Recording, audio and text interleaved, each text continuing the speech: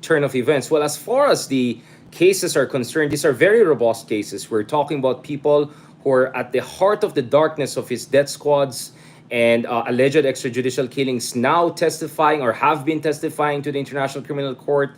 One was Mr. Las Cañas, another one was Mr. Matobato, who recently made it, I think, to Europe to provide direct evidence to ICC. We had multiple communications by multiple groups in civil society groups, also opposition leaders like Senator Trillanes, who provided overwhelming evidence that there was something systematically wrong with Duterte's drug war, meaning that what you had there was not a real drug war based on due process, but actually extrajudicial killings whereby death squads, mercenaries, and some would even say members of the Philippine National Police kind of cladding themselves and then doing some really, really dark and bloody things during night. So Manila turned into kind of a killing fields, really. If you look at it, you're looking at 20, 30,000 Filipino. You're looking at hundreds of children like Kian de los Santos. I mean, there's so many of them that it's really hard for us to cope with the enormity of this human rights catastrophe. So to be honest, despite that the gravity of the crisis, the fact that Sara Duterte, his daughter, became the vice president, the fact that that Duterte is running for mayor right now, by the way, we'll talk about him more. It kind part of us were still skeptical. Will we see a day of justice? So this is a very, very big deal to see him really whisk out immediately out of the Philippines to The Hague, most likely in the coming hours and days, so that he doesn't come back to the country and kind of try to pull off his, I don't know, Trumpian comeback and present himself as a victim and try to rally people and rally support ahead of a very important elections in the Philippines in a month or two. Yeah. Because, of course, he is very well supported by a very vocal base, not just in the Philippines, but in by a Filipino diaspora around the world who, of course, repatriate their money to the Philippines, right? I mean, there is certainly a base of support for the former president. Oh, absolutely. I mean, he basically has, I know many are going to get mad at me, kind of his own version of a MAGA in the Philippines, a kind of a very right-wing populist base, which is solidly behind him, sees a man of strength and decisiveness in him. As we speak, Duterte supporters are tagging President Donald Trump online to come against the national government. I mean, it is one of the poorest areas of the country. I come from the north of the country where our human development index is almost Southern Europe. But if you go to Mindanao, their human development index is sub-Saharan African level. So Duterte's have a very strong following there because they have weaponized the grievance. They also have religious groups, powerful religious groups. One religious group, for instance, the other month had a 1 million strong rally. So definitely you never underestimate their base of support, but nevertheless, also I would say it is not invincible. It is not invincible. Their popularity is not at the same level as before when we had this conversation. And Sara Duterte, the daughter, doesn't have his spontaneity, doesn't have his charisma, and I would argue doesn't have his Machiavellian competence. So they do have a vulnerability if indeed their father ends up thousands of miles away facing a trial in The Hague.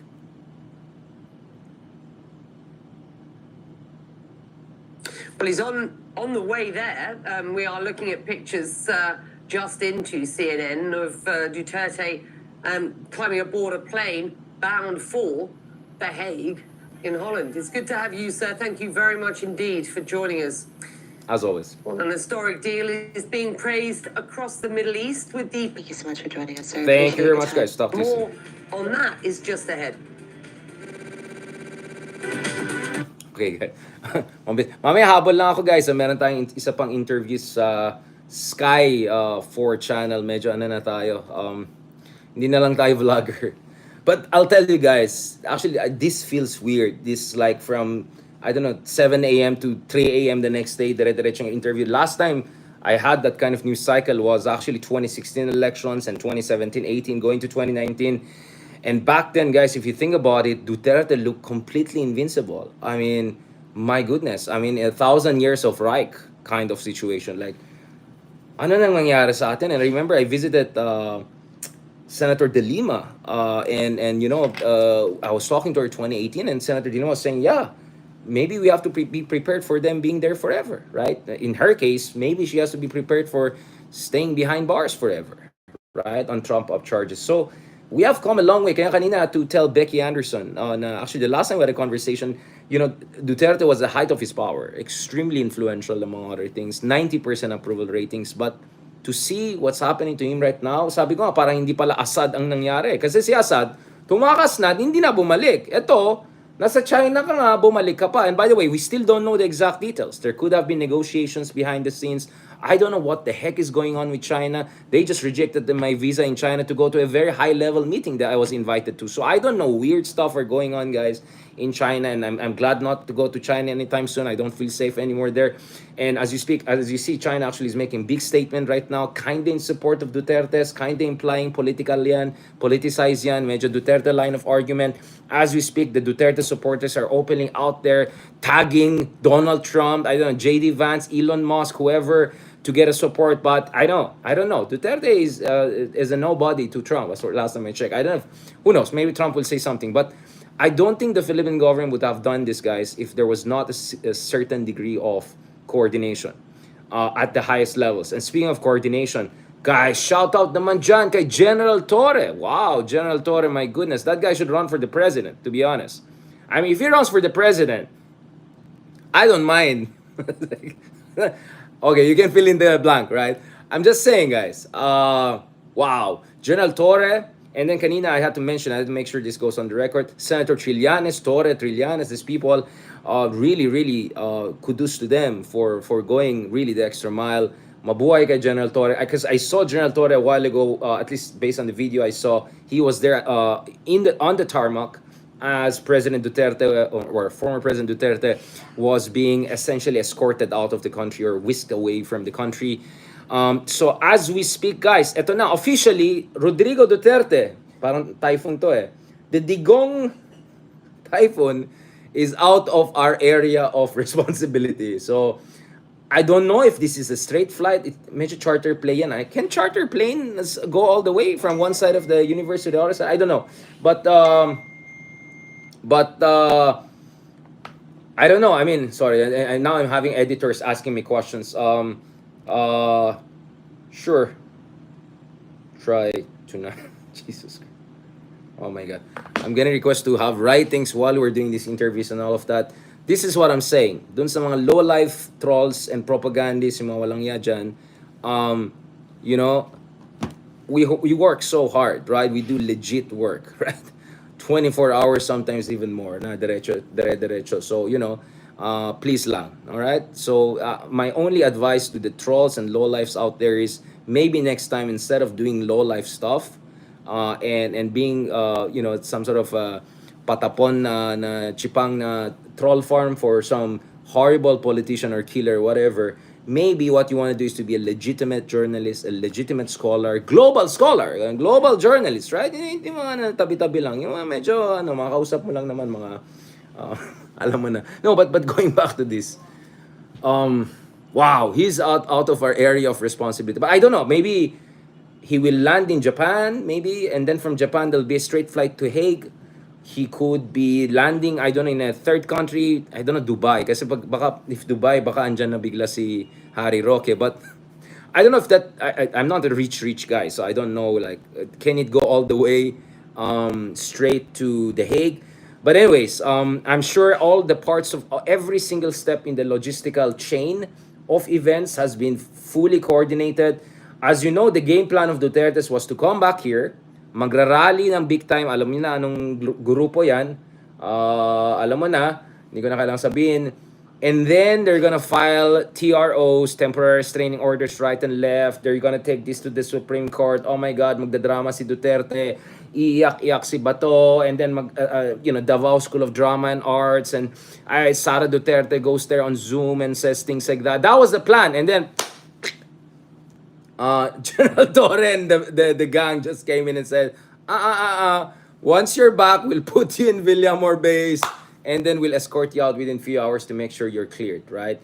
So as we speak, guys, congratulations. Duterte is officially out of area of responsibility of the Philippines. This is big. And as you could see kanina, Becky Anderson from CNN International also confirmed that on their site. So meron silang flight tracker. I don't have a flight tracker with me, but I'm sure if you have a flight tracker, you would also see saan papunta itong aeroplano na yan unless, there's some security arrangements. So we have confirmation, including with the host who just talked to me, na Rodrigo Duterte is officially en route to Den Haag. Buti pa kay Digong, papunta siya sa first world.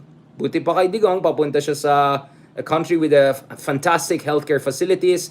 Yes, you would even say fantastic penitentiary facilities. Magaganda. The prisons there in Netherlands are among the best in the world. So good that actually they import prisoners from Norway. I was told. So a few years ago when I was in Netherlands, going from train from, was it from Hague to Amsterdam or from Amsterdam to basta one of the three big cities. I was just going through there.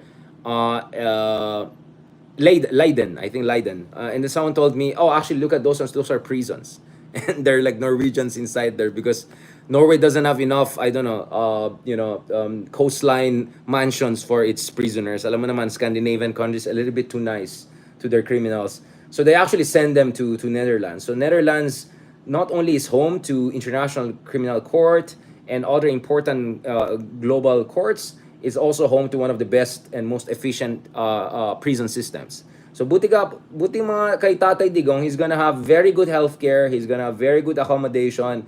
So sa totoo lang, mahirap maawa sa kanya. Mas maawa kayo dapat, guys, kay Bato. Just kidding. Nasaan si Bato? Right? Kanina na-post ko yun si Bato, tingnan nyo. Nagwawala si Bato nung isa araw, yabang-yabang niya eh. Hinahamon.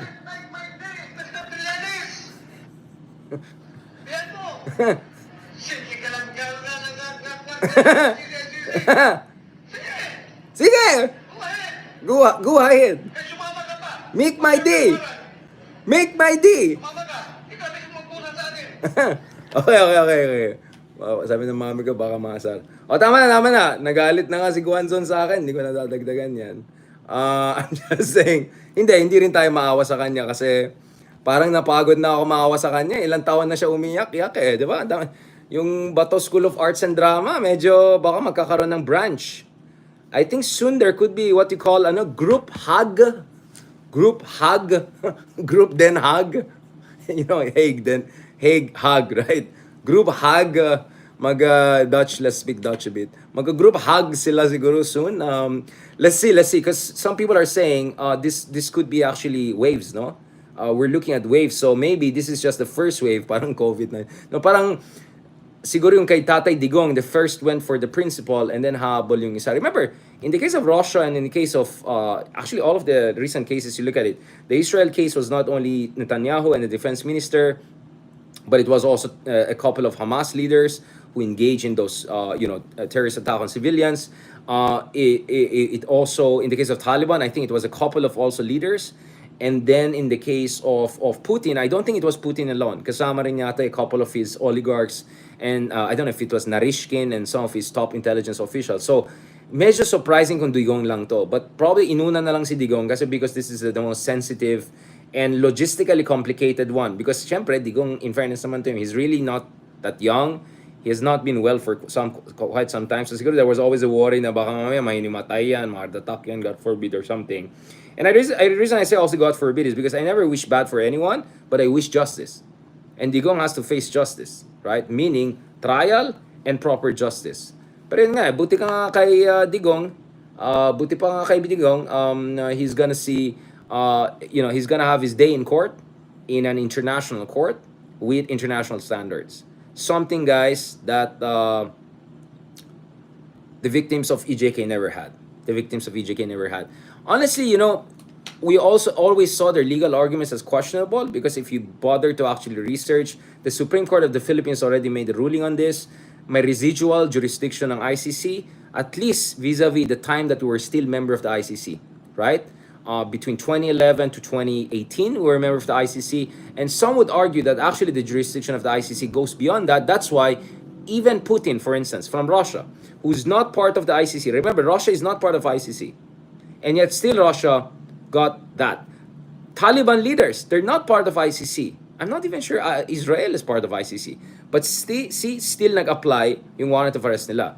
Except, Putin is a superpower. Netanyahu is the head of state right now in a powerful US ally. The Taliban guys, I don't know anong kuweba sila nakatago. But Digong, boom. So kaya nga sabi ko, this is a big deal because it's also a unique opportunity, guys. An absolutely unique opportunity for the